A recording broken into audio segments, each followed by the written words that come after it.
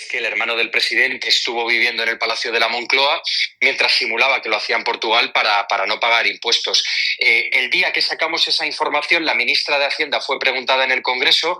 Montero, que habitualmente las informaciones que no son de su agrado suele tacharlas de bulo, en este caso no lo hizo, y la información que nosotros tenemos es porque ella conocía que eso era así y porque existían pruebas.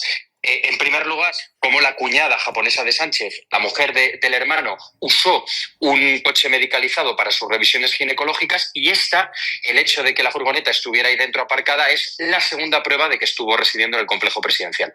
Vale, o sea, esto lo que queréis decir es que con esta... ¿Pero vivía dentro de la caravana David Sánchez o vivía dentro del edificio de Moncloa durante esos 6 meses? No, él vivía en la residencia donde vive el presidente del gobierno, en el piso superior, que es donde hay varios apartamentos que son usados a discreción, en este caso, del jefe del Ejecutivo. La autocaravana estaba ahí. Nosotros publicamos además los argumentos que él esgrimió ante el Servicio de Seguridad para poderla aparcar, para que se lo permitieran. En efecto, le dieron luz verde y él lo que explicó es que tenía una plaza de garaje alquilada en Badajoz, que era donde él aparcaba su coche de manera habitual, que es un vehículo todoterreno, y que en Portugal, en el Palacete, pues que no tenía hueco donde dejarlo. Y con ese argumento le permitieron que estuviera durante 2 años aparcada la furgoneta en Moncloa. Pero lo relevante de esto es que estuvo justo cuando el debate preguntó de manera oficial por escrito desde cuándo estaba ese vehículo ahí, sobre todo, que es lo más importante, si generó algún gasto que se imputara con cargo al presupuesto público. Y al día siguiente de que el debate preguntara por este vehículo, cuando llevaba 2 años aparcado, el hermano de Sánchez se presentó a toda prisa y retiró el auto. La autocaravana. ¿Cómo se quedan? Hoy es noticia el hermano del presidente del gobierno. Qué cutrez, señores, qué cutrez. A discreción se utilizan los apartamentos que están en el piso superior al piso en el que vive Pedro Sánchez con Begoña Gómez. Pues ahí estaba, el hermano del presidente del gobierno, que decía residir en Portugal, pero se supone que para pagar menos impuestos decidió acoplarse en la Moncloa. Hoy es noticia el hermano del presidente del gobierno, y es una noticia importante porque ya saben ustedes lo que pienso. Yo creo que antes de que haya una sentencia condenatoria de su hermano, de su mujer, del fiscal general del Estado, Pedro Sánchez adelantará las elecciones. No sé si me equivocaré, pero yo creo que por ahí van los tiros. Al fin y al cabo, las elecciones tienen que ser en el 2027 y estamos a finales del 2025. A mí no me extrañaría que utilice estrategias para dilatar la fecha de celebración del juicio, que esa es la noticia. Como saben, el hermano del presidente del gobierno recurrió el auto de la jueza Beatriz de Viedma, que es la que llevó a cabo la instrucción, la investigación del asunto por el que actualmente está procesado, y lo recurrió a la Audiencia Provincial de Badajoz. La Audiencia Provincial de Badajoz ha desestimado el recurso que ha presentado él y ha decidido enviar a juicio al hermano del presidente del gobierno y a Miguel Ángel Gallardo. Les voy a leer la noticia de The Objective, que junto con El Debate son los medios de comunicación que más odia a Pedro Sánchez. Aquí va la noticia. Ya les digo que es una noticia importante porque yo creo, insisto, es una opinión personal y subjetiva, lógicamente, que Pedro Sánchez va a adelantar las elecciones. La audiencia de Badajoz envía a juicio a David Sánchez y al líder del PSOE en Extremadura. El órgano provincial rechaza el recurso del hermano del presidente del gobierno y de los otros 10 imputados. La decisión es firme, no cabe recurso, o sea que solo falta la fecha para la celebración de juicio. En las resoluciones a las que ha tenido acceso The Objective, los 4 magistrados que conforman la sección primera de la Audiencia de Badajoz consideran que existen indicios suficientes expuestos por el auto recurrido sobre el presunto carácter delictivo de las conductas imputadas y, por tanto, la consecuencia es la de proseguir el procedimiento, si bien es cierto que dentro de la resolución se contempla la posibilidad de que haya una sentencia absolutoria. Recuerden que va a ir a juicio por prevaricación y tráfico de influencias. No se justifica el archivo del procedimiento en el juzgado de instrucción por la existencia de una duda razonable, que sí puede, sin embargo, determinar que se dicte una sentencia absolutoria, lo que les acabo de señalar. Es lo que dice la Audiencia Provincial en esta resolución. Esto es un cortapega, porque de hecho cuando yo presenté mi escrito en el procedimiento por el que yo estoy siendo, bueno, ya estoy procesada, en lo de no se justifica el archivo del procedimiento porque existe la duda razonable, bueno, vamos a ver en qué termina esto, pero quizá lo más reseñable, señores, es la postura de la Fiscalía. Eso es lo más reseñable. Como les he dicho en otras ocasiones, a mí me ve bastante gente y seguramente que entre ustedes hay alguien que haya estudiado Derecho y alguna persona, alguien que me escuche que sea abogado en ejercicio. ¿Cuántas veces han visto a la Fiscalía pidiendo, cuando la Audiencia Provincial ya se ha pronunciado, previamente pedir el archivo de la causa, como en el caso de Begoña Gómez? ¿Cuántas veces lo han visto? O hacer declaraciones del tipo: este es un procedimiento que no va a llegar a ninguna parte. Yo no lo he visto jamás.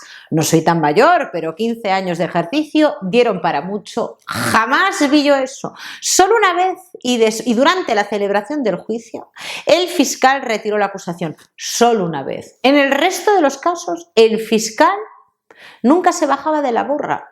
El fiscal hacía suyos los datos que tiene la persona que denuncia y tiraba para adelante siempre. Pero sorprendentemente, en el caso del hermano del presidente del gobierno, en el caso del fiscal general del Estado, en el caso de la mujer del presidente del gobierno, consideran que, bueno, que no hay caso y que es necesario que esto se paralice cuanto antes. Bueno, yo ahora quiero hablar de otra cosa. Esta es la noticia del día. Pero lo que les voy a decir lo he tenido que escuchar varias veces porque digo, esto tiene que ser inteligencia artificial. Y lo cierto es que no es inteligencia artificial. Como saben, Pedro Sánchez, el presidente del gobierno, está actualmente en Nueva York hablando de Palestina, hablando de la necesidad de que todos colaboren para proteger la Franja de Gaza. Ha decidido finalmente embargar las armas a Israel y de repente está allí también Felipe VI, Su Majestad el Rey. Su Majestad el Rey, que como les he dicho muchas veces en este canal, no es porque lo diga yo, es así, señores, es así. Las funciones del rey son meramente simbólicas y representativas. Esto es una monarquía parlamentaria. El rey no tiene posibilidad de decidir nada. Algunos agradeceríamos algún gesto, ¿no? Algún gesto que nosotros esperamos ansiosos, pues el discurso de Navidad del rey, para que hable de la concordia y la necesidad de unir a los españoles, pero agradeceríamos un gesto, supongo que los jueces agradecerían el gesto de que el rey pues hablara de la independencia, hiciera un gesto, ¿no?, al prófugo de la justicia, hiciera un gesto a los problemas que tienen los ciudadanos españoles, pero no ese gesto el rey en España no lo tiene. Ahora, fuera de España el rey nos da unas declaraciones que son dignas de ser enmarcadas, porque hace 6 días en Egipto el rey dijo que Jerusalén y Cisjordania tienen que formar parte de un Estado palestino viable. Oigan, yo donde me había quedado es que Pedro Sánchez defendía la creación de 2 estados, que yo eso se lo puedo comprar siempre y cuando de parte de Hamás entreguen a los rehenes y convivan en paz. Pero a las pruebas me remito que no han podido vivir en paz durante estos años. No han podido vivir en paz. La organización terrorista Hamás quiere ocupar ese territorio, quiere erradicar el Estado de Israel. ¿Y qué hacemos con los judíos? Luego algunos hablan, esto ya es rizar el rizo, de que así empezó el holocausto nazi. Hombre, así es como empezó el holocausto nazi, pero no utilizando el argumento en sentido inverso. ¿Qué hacemos con los judíos de Israel? ¿Les dejamos permanecer en ese territorio o tienen que vivir bajo el Estado Islámico? Porque ¿a qué nos referimos cuando hablamos de Palestina libre? ¿A qué nos referimos? ¿A la implantación de un Estado Islámico? ¿Quieren que vivan allí los judíos? Porque es que yo creo que jamás tampoco van a permitir que vivan allí. Oigan, todo lo comedido que es el rey en España no lo es fuera de nuestras fronteras. Y yo lo siento por los monárquicos, que yo sé que hay mucha gente que va a defender al rey a ultranza.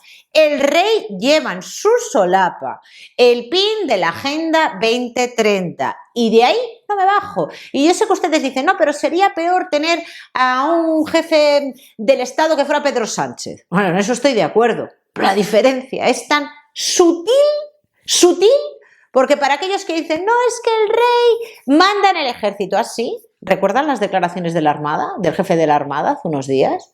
De que ellos van a defender, ellos no van a atacar nunca a un cayuco y que su misión es salvar, en lugar de proteger nuestras fronteras, eso no, es salvar a las personas que vienen en patera. Bueno, pues ahí lo tienen, señores. El rey defiende la creación de un Estado de Palestina donde esté Cisjordania y Jerusalén.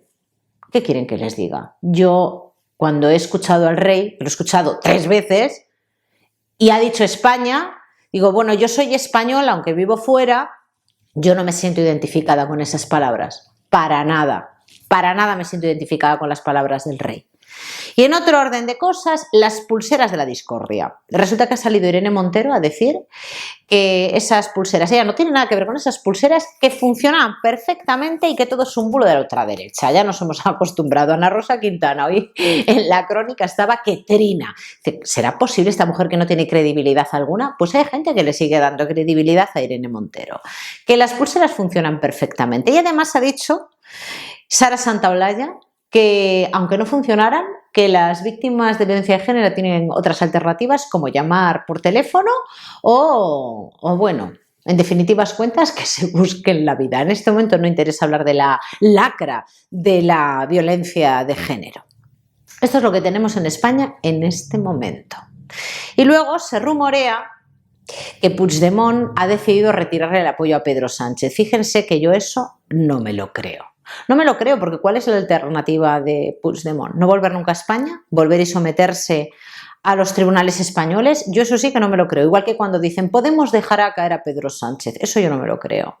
Es más factible que Pedro Sánchez, por estrategia electoral, adelante las elecciones antes de que exista una sentencia condenatoria, a que Podemos o Puigdemont apoyen una moción de censura. Es que eso yo no lo veo. Por cierto, para todos aquellos como los sumaritas, podemitas y el resto de chusma que gobierna con Pedro Sánchez, que dicen, ay, es que Pedro Sánchez, y critican a Pedro Sánchez, oigan, no nos tomen el pelo. Es tan difícil como retirarle los apoyos. ¿Por qué no lo hacen? Porque saben que no van a tener sitio después si gobierna la ultraderecha. En fin, que lo dejo aquí. Muchísimas gracias a todos por verme. No sé si han tenido la oportunidad de escuchar las declaraciones del rey en Egipto, pero si pueden, háganlo porque van a flipar. No tienen por qué creer mis palabras. Escuchen al monarca, que es muy valiente fuera de nuestras fronteras. Y eso sí, ya recuerden que tengo contenido en el canal secundario, no me enrollo más y si Dios quiere, nos vemos mañana.